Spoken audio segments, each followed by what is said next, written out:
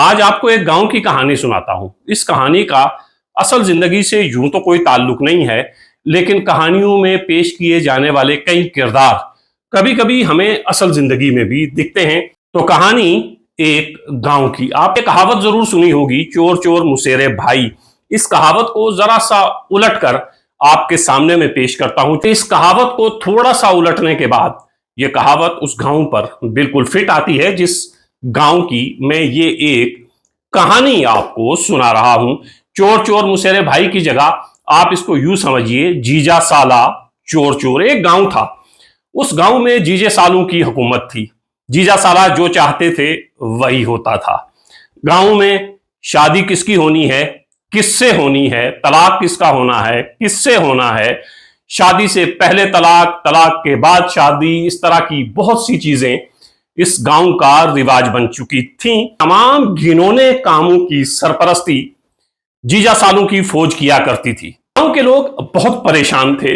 गांव की तामीर और तरक्की के नाम पर जो भी सरकार की तरफ से फंड आता था वो सारा का सारा जीजा सालों के नाम हो जाता था। जीजे साले जो हैं बंदर बांट किया करते थे, सब कुछ अपने हिस्से में रख लिया करते थे, या कुछ दाने चुगने के लिए अपने चेले चाटू को भी दे दिया करते थे। गांव के 90-95% आबादी इस इंतजार में रहा करती थी तरक्की के नाम पर सरकार की जानिब से शुरू की जाने वाली स्कीमों का फायदा उनको भी मिलेगा, लेकिन फायदा नहीं मिलता था। गांव खामोश रहता था। गांव की जो खड़पेंची होती है वो चूंकि जीजे सालों के हाथ में थी, तो गांव वाले डर के मारे खामोश रहा करते थे, कुछ नहीं कहते थे। बस उन गरीब लोगों की जबान से निकलती थी तो बद्दुआएं निकलती थीं कि कब इनका खात्मा होगा, कब इनके जुल्म और सितम से हमें निजात मिलेगी। तो जीजे सालों की फौज पूरे गांव पर अपना एक तरह से कब्जा जमाए हुए थी। जो थोड़ा बहुत बोलता उसको थोड़े बहुत दाने चुगने के लिए दे दिए जाते और वो खामोश हो जाता, और गांव की बेशतर गरीब आबादी देखती रह जाती। और ये जीजे सालों की फौज आपस में तमाम चीजें बांट लिया करती थी। लेकिन आपने सुना होगा, एक ना एक दिन जुल्म का अंत जरूर होता है, जुल्म का खात्मा जरूर होता है। तो वैसा ही इस गांव में भी हुआ। गांव में ये जो छोटी मोटी खड़पेंची थी ये उनसे छीन ली जाती है, और जब खड़पेंची छीन ली जाती है तो गांव के ये जीजे सालों की फौज परेशान हो जाती है, बौखला जाती है। और इस बौखलाहट में चूंकि जीजे सालों की फौज को हजारों रुपए खाने हड़प करने का चस्का लगा हुआ था, अब जब वो छोटी मोटी खड़पेंची इनसे छीन ली जाती है तो अब खाएं तो क्या खाएं।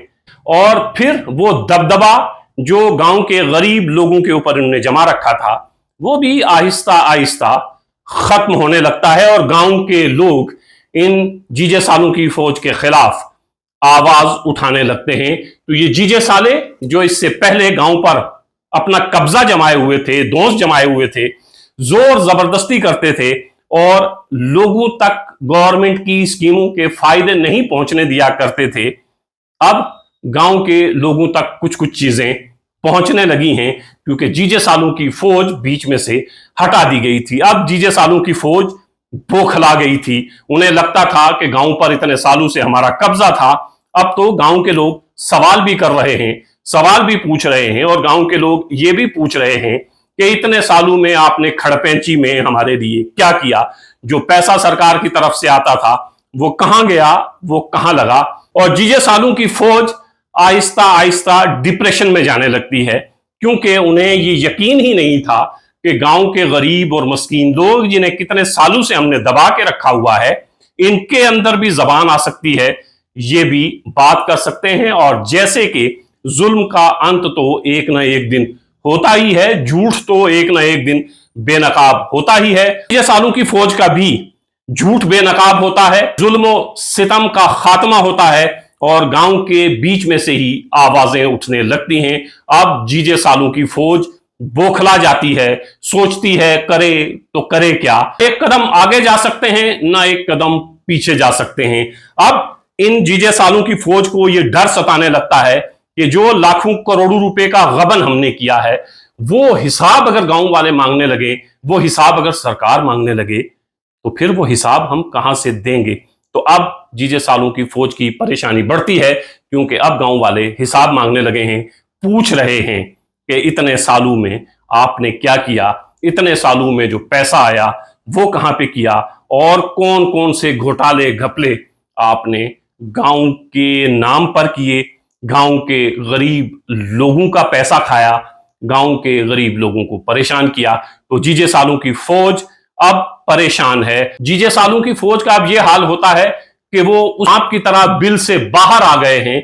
अब बिल में वापसी भी मुमकिन नहीं है और बाहर जीना भी मुश्किल है।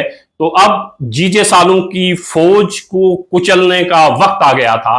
गांव वाले पूरी तरह तैयार थे बदला लेने के लिए कि इतने सालों जो जुल्म सितम हमारे ऊपर हुआ है, जो करोड़ों अरबों रुपए हमारे नाम पे खाए गए हैं, आज उनके हिसाब का वक्त है। और गांव वाले आखिर में हिसाब लेते हैं, बिल से सांप को बाहर लाते हैं और सांप को कुचल देते हैं। इस तरह पूरे गांव में खुशियां ही खुशियां होती हैं और गांव वाले खुदा का शुक्र अदा करते हैं कि बिल आखिर उस सांप को हमने कुचल दिया। जो सांप बार बार बिल से बाहर आता था, हमें डसता था, वापिस बिल में घुस जाता था, इस बार गांव वालों ने अकलमंदी का सबूत दिया, सांप को बिल से बाहर लाया लेकिन वापिस बिल में नहीं जाने दिया, उसे बाहर ही कुचल दिया। और इस तरह उस गांव की खुशहाली के दिन शुरू होते हैं और जीजे सालों की फौज का अंत होता है, खात्मा होता है।